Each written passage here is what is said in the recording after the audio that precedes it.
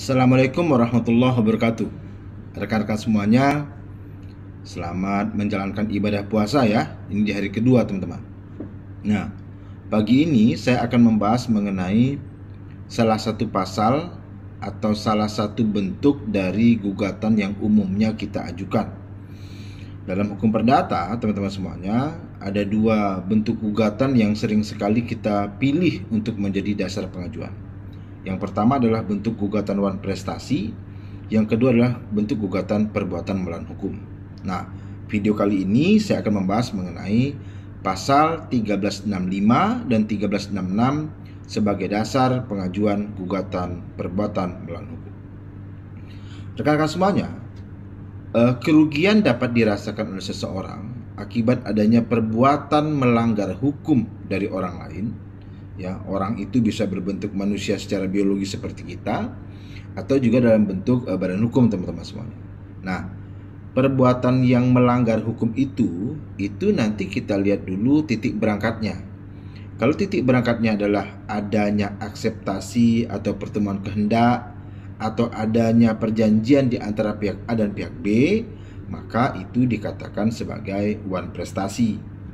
Namun jika terjadi sebuah kerugian yang dirasakan oleh seseorang atau badan hukum di mana tidak ada akseptasi atau perjanjian sebelumnya, maka itu digolongkan sebagai perbuatan melawan hukum. Nah, apa dasarnya? Mari kita lihat dalam keterangan pada pasal 1365 dan 1366 KUH Perdata. Kita dasarkan pada KUH Perdata, teman-teman semuanya. Saya baca ya. Pasal 1365 KUH Perdata. Tiap perbuatan melanggar hukum yang membawa kerugian kepada orang lain mewajibkan orang yang karena salahnya menerbitkan kerugian itu mengganti kerugian tersebut. Coba kita lihat beberapa poin-poinnya. 1. Tiap perbuatan melanggar hukum. Jadi haruslah perbuatan itu adalah perbuatan yang melanggar hukum.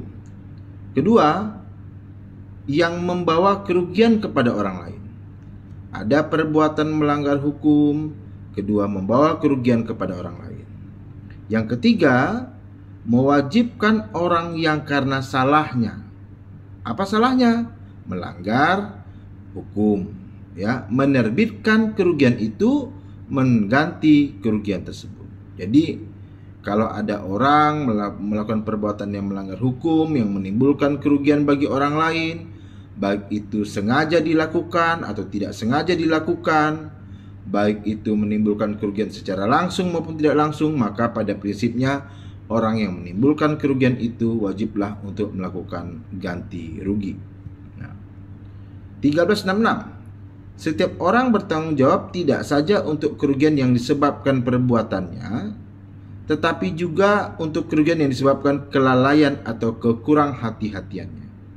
Ya, jadi contohnya begini, ada seseorang yang kemudian dia bermaksud keluar dari parkir paralel, gitu ya. Dia tidak sengaja, tetapi kemudian pada satu titik dia kemudian melaju, ya, mundur begitu lalu maju ke depan, tidak sengaja dia menabrak mobil yang di depannya, ya.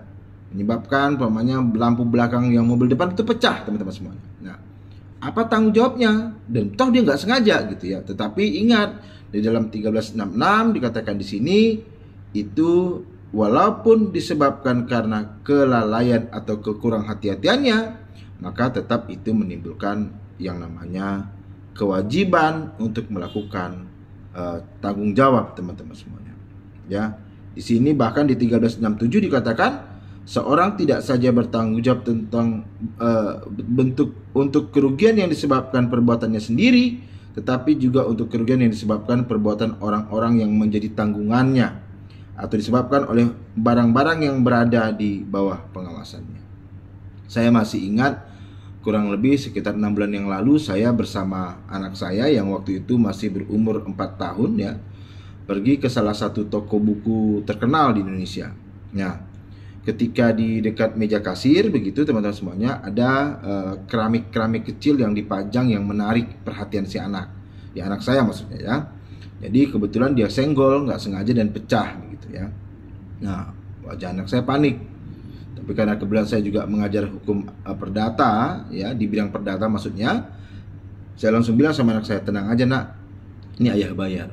Kenapa? Karena saya mengacunya pada pasal 1367 teman-teman semuanya.